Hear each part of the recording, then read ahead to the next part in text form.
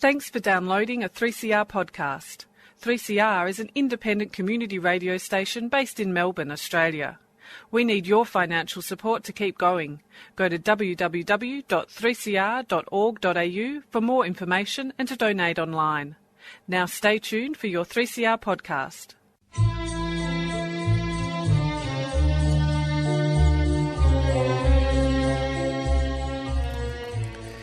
Sabah al-Khair, good morning dear listeners. You're listening to Radio 3CR on 855 AM and Palestine Remembered with Robert Martin, Nasser Mashni and Yusuf Ahmad Al-Rimawi.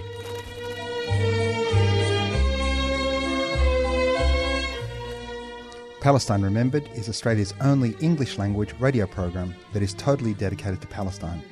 We'd like to welcome those listening on 855 and those that will join us on podcast at 3cr.org.au.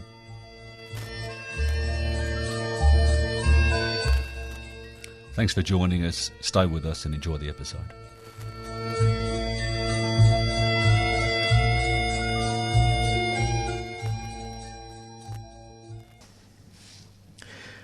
We are joined from Jerusalem with Mr. Ahmad Safadi, the director of Elia for Media. Mr. Ahmad, thanks for being with us today. Welcome. We welcome you from Jerusalem, especially from the old city. Thank you very much. Mr. Ahmad, we would like to talk to you about a few topics. The first of which is the anniversary of Faisal Al-Husseini's passing, the 17th anniversary. So if you could talk to us about the legacy of Faisal Al-Husseini. As you know, Faisal Al-Husseini, he is the leader of Jerusalem, and he have a good political situation and control in Jerusalem.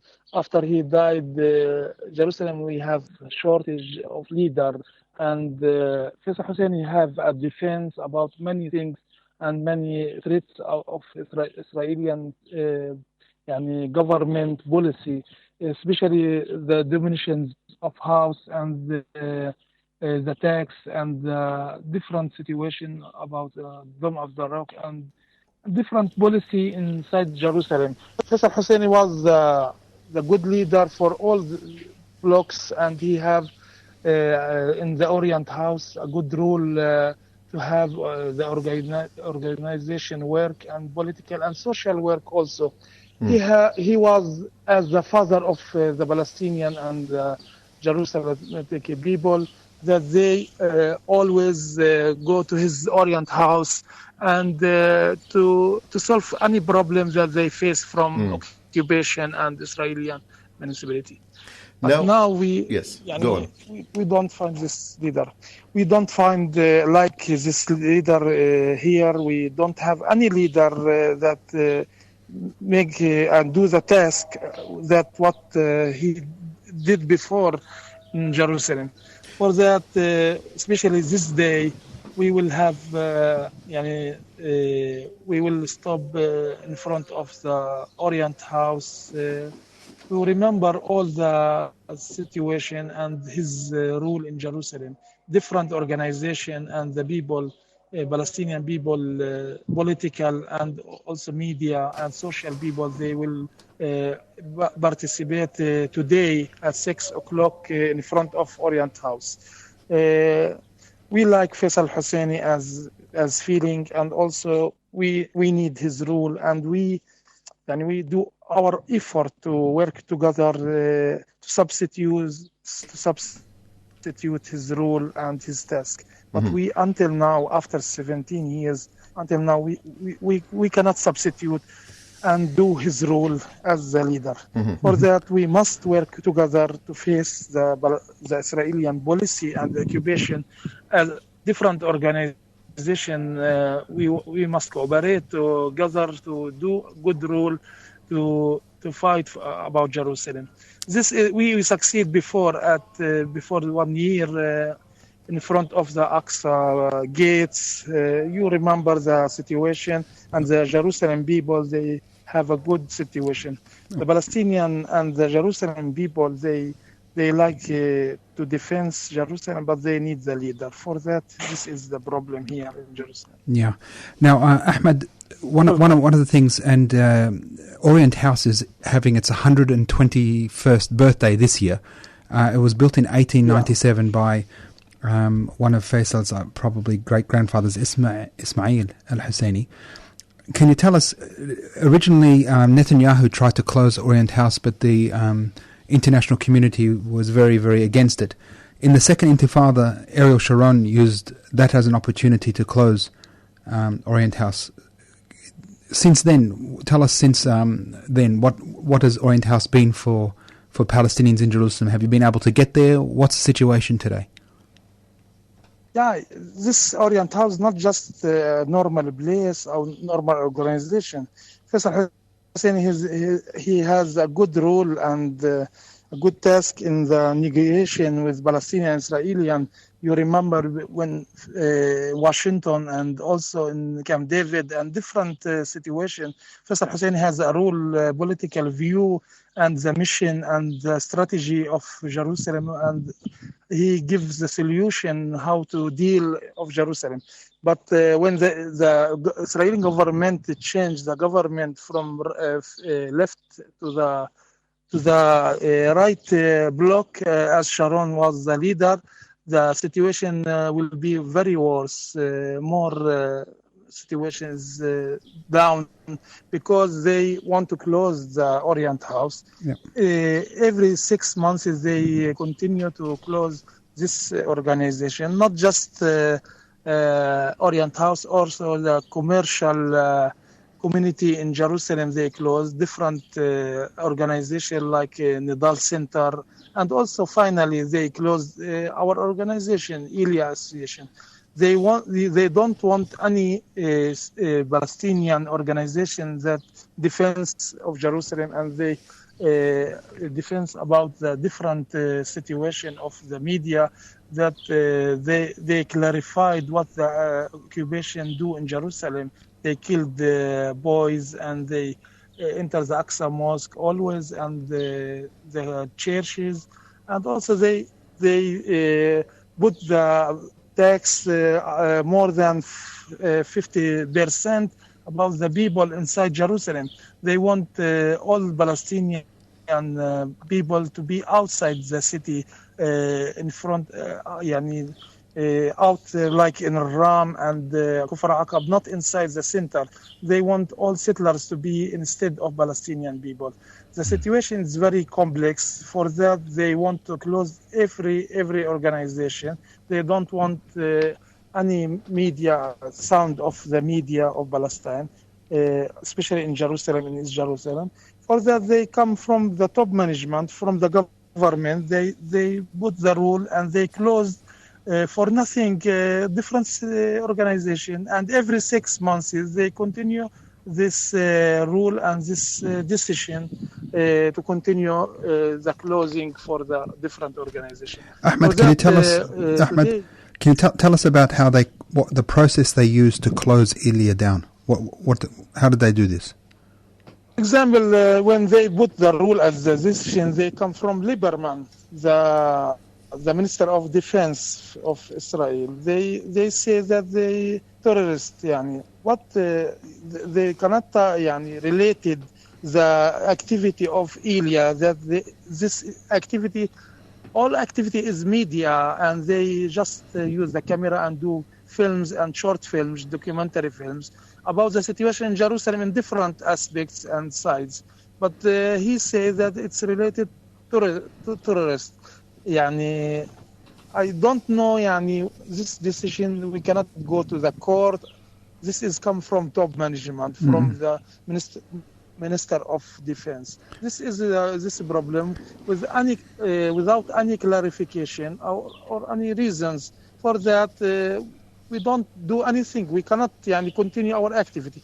For example, if we use any media activity now, they will put the persons inside the prison, especially the managers or any journalists work in Elia. They will put it in prison, and they also punish the people, not just the organization. No reasons always, just they want to put this and to relate this to organization that they related to blocks, Palestinian blocks. But we will tell you, if you go over the activity of Elia, you will see different films and pictures. They related to the situation in the field, and they clarified what the situation it is. The truth. They give. We know now that they don't want any view. Yeah, we know that the Israelis are passing. Yeah, we know, Ahmed, that the Israeli Knesset is passing a law now after what happened in after they executed all these people in the Great Return marches to criminalize the videoing of Israeli soldiers. If it's very, very dangerous law. Yeah, this law is very dangerous. They will put people in prison for 5 years or 10 years as journalists or human rights organization if they picture or photo the soldiers or any activity of them that they make some against the human rights situation. This is they make the contrary with the human rights law, and we will not do any activity or personal or social or media activity for the dark view of Palestinian. No pictures, no videos, nothing from Palestinian point of view. Just want the Israeli policy to be in the field. Mr. Ahmed, in 1 minute, what is your message to the Australian listeners? What's the message of the Palestinian civil society in Jerusalem to the Australian listeners? We believe in your rule, and we believe in your support. Also in Australia, that you support Palestinian people. To support the media organization and the Orient House organization or any organization to loud your voice against the Israeli occupation policy that it's go over the human rights law. For that, we believe of your popular or your population that you will support Palestinian and especially Jerusalem people. And that was Ahmad Safadi from Elia for Media in East Jerusalem. Thanks for joining us. Thank you.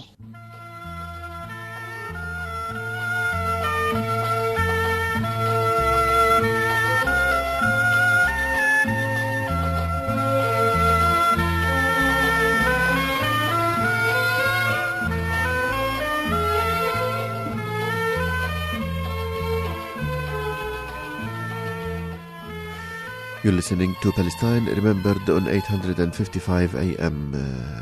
The song we're listening to is for the Lebanese singer Fadwa Ubaid, Ya Sakin Al-Layl.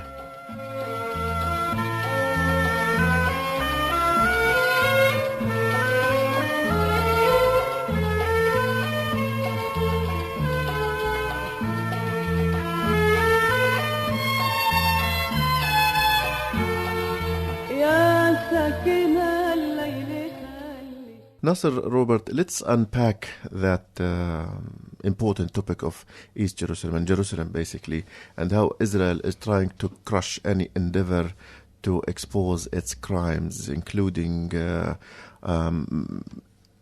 incriminating documentation of human rights violations. I think this cannot go unnoticed. No. This law, if it goes through, it means that Israel will get away with even more murders, as if the murders that have been done are not enough. So what we should do is just give our listeners an idea of what we're talking about. The reality is Israel craves legitimacy. Well, legitimate countries don't execute human beings in cold blood, as we've seen in the past 6 weeks in the Great Return March along the Gaza armistice line with Israel. Because we don't call it a border, because Israel's never defined its borders. Israel's still growing. If you're in Israel today and you're watching the news, when they go to the weather map, you'll find the weather over the Golan Heights, you'll find the weather into the West Bank, you'll find the weather everywhere. There is no actual border of Israel. Not to mention the constitution that doesn't have borders. Correct. So after the barbarity of Nakba Day, 15th of May, where the Israelis killed 64 people, including an 8-month-old child, the only democracy, the light unto nations in Israel, decided to start discussing a prohibition on photography and videotaping and documenting of IDF soldiers. And they're speaking now about creating a law that would mandate a minimum of 5 and up to 10-year criminal sentence of anybody who's found guilty of filming with the intention of undermining the spirit of the State of Israel. So, I mean, that's pretty an ambiguous thing. You're just taking a picture next to the Dome of the Rock and some Israeli police officer is beating the shit out of a kid.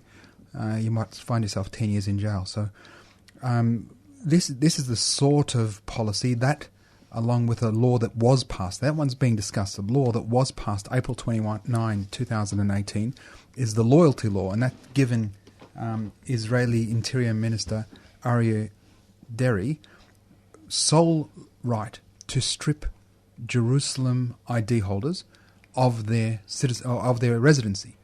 So as we've spoken about before, but when Israel conquered East Jerusalem and the West Bank, the Palestinians of the West Bank became Jordanians, and the Palestinians of East Jerusalem were not given Israeli citizenship, even though Israel annexed East Jerusalem immediately.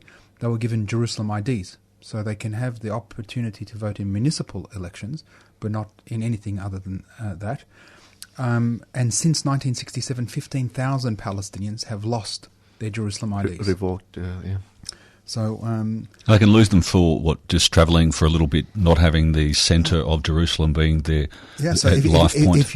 If a kid leaves to study and spends a few years overseas to get a degree and comes back, they can be deemed to have that Jerusalem wasn't the centre of their life, and that residency can be revoked. They can lose it for a criminal activity like an assault or something. It's entirely up to the Israeli Interior Ministry now. Well, Israel is waging a demographic war on the East Jerusalem municipality, and that started since day one of its occupation, and they started by bulldozing the Maghariba neighborhood. And now when you see pictures of the Wailing Wall, you will see empty quarters.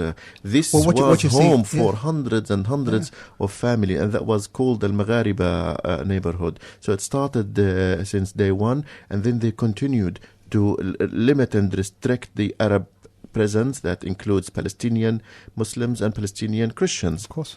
While doing that, they also poured indigenous elements to Jerusalem from settlers from all over the world, and to ensure a Jewish majority in the holy city. Well, the war of demography, Yusuf, as you know, Palestinians are demographic threats to the Jewish state. If you have a look at a map of the municipal boundaries of Greater Jerusalem, the United Jerusalem that Israel claims as its capital, you'll see that the border follows no actual smooth lines. What they are is a snaked border that includes Jewish settlements, excludes Arab, non-Jewish settlements, so Christian and Palestinian, Christian and Muslim communities, like Abu Dis and Shafat. It disconnects Bethlehem from Jerusalem, and as we know, Bethlehem and Jerusalem are so very close, and for Christians so very interconnected. But also Jerusalem for all Palestinians, cultural hub, educational hub, medical hub, our commercial our whole existence and life. Maybe some of our listeners might not know that most of the tradesmen in the old city of Jerusalem are actually from Hebron. Yeah, and it's been cut off from Hebron, as we know. So this cartographic, using cartography and planning laws to artificially create what is now a significant Jewish majority, and to then use all levels of municipal mechanisms to decrease and make life untenable for the Palestinians. So what that means is schools are underfunded, rubbish isn't collected, roads aren't repaired. Yet every Palestinian pays the same level of tax, etc., as a Jewish person. 20% of services. Yeah, and gets less than 20% of the services. So this continuing, we call the continuing Nakba, that wasn't just May 15, 1948. It's continuing today. We're into the 71st year of an ongoing, slow genocide of the Palestinian people. Robert, I want to ask you about your trip to Jerusalem last year. Tell me about that was not your first trip to Jerusalem, but share with us some of your reflections on Jerusalem. Jerusalem has a feeling that if you're an Arab, that you have to hide. It gives you a feeling that you have the Israelis or the American Jews coming over on their pilgrimages. They're as proud as anything, saying that this is ours. When you go down the Muslim quarters, which is supposed to be the Muslim quarters, you only see Israeli flags. You see soldiers everywhere.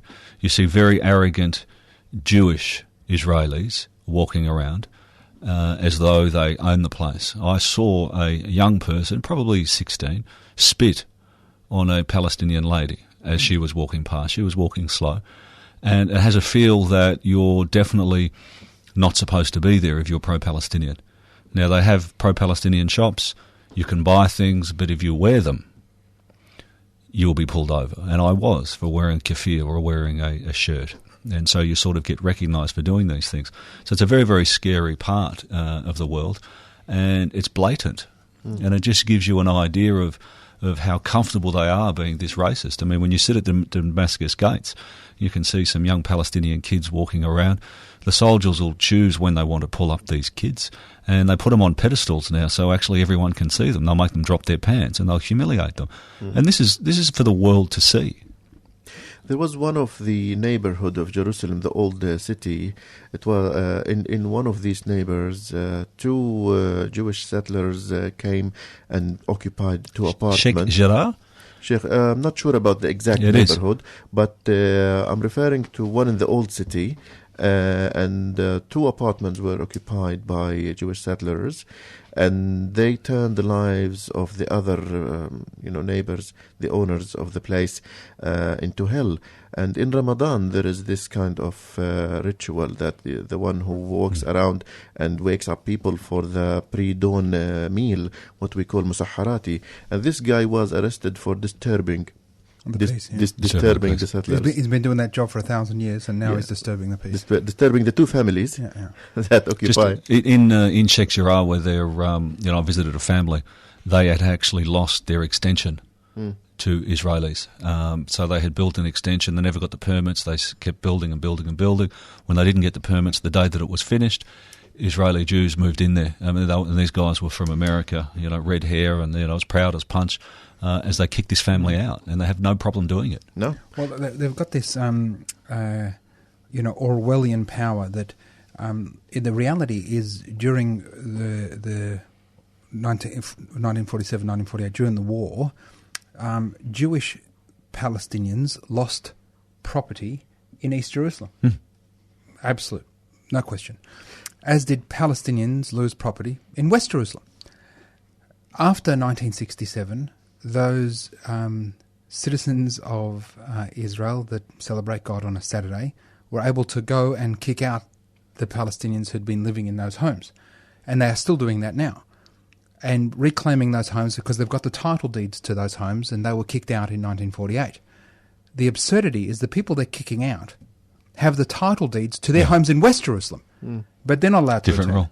This is a different rule for different people. It's like the same... the absurdity of Jewish aliyah that says that their 2,000-year-old right of return supersedes, trumps, is superior to my 70-year-old right of return. And, I often say it, but I wish Gutenberg had invented the printing press 2,000 years earlier, because the minute that Gutenberg had invented the printing press, Goliath couldn't get any bigger. And David couldn't get any smaller, because grandfather's story to grandson at a campfire. Jesus, you should have seen how big Goliath was.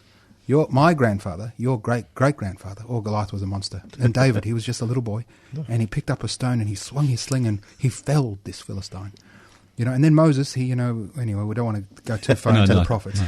But the reality is the title deed that our cousins use to determine their legitimacy and their indigeneity to our lands overrides the fact that somebody was physically there. Living, yeah. And in fact, I had a really good Facebook interaction with a former ALP state member of Parliament, and I won't mention his name, but we were going round and round in circles. We know it's a man. We do know he's a man.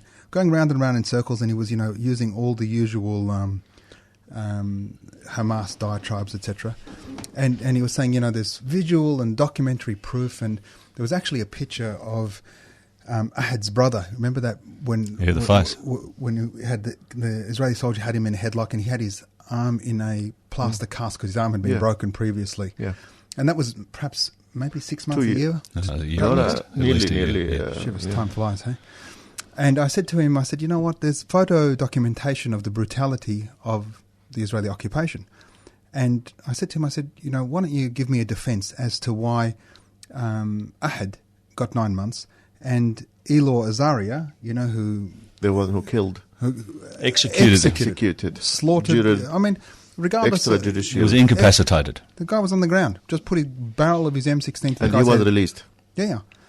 And I said to him, the challenge with, this elevated level of Zionism that sits within the mindset of so many Israelis, and particularly Zionists within Melbourne, is that they can't see the humanity of a Palestinian. No. We've been dehumanized to such a point that the language gets used, the killing. Just as an aside, Roseanne Barr lost her TV show for what she said about a black American.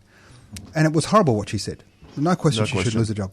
She said many, many much worse things about Palestinians in the past 5 years or so. And not one of which, not one of which got no one cared. Condemned. Nobody cared. It meant nothing because Palestinians aren't human. No. In their eyes. Anyway, and I said to him, I said, listen, one day I hope and pray that you will see Palestinians as equal human beings to you, with the same hopes, dreams and aspirations, and that you'll acknowledge that our shared best case is the acceptance that we both have rights to the land, and that a 2,000-year-old right of return does not supersede, trump or invalidate my 70-year-old right of return. Now, interestingly, he hasn't replied. He's probably unfriended you as well. Well, he's not my friend. It was on a shared... Before the end of the show, I also want to mention another type of organizations that have been crushed by Israelis and the maps, the Center of Palestinian Maps in Jerusalem, because even printing maps of the old city of Jerusalem is a threat to the Zionist state, and the closure of the maps or the Center of Maps in Jerusalem. And we might one day speak with Dr. Khalil Tafakji about that. So I guess with this we come to the end of this week's so episode. Robert Daniel Martin, Yusuf Ahmed Rimawi and Nasser Daniel Mashni. We look forward to seeing you again next week, and happy fasting. And stay tuned. See you next week. Bye.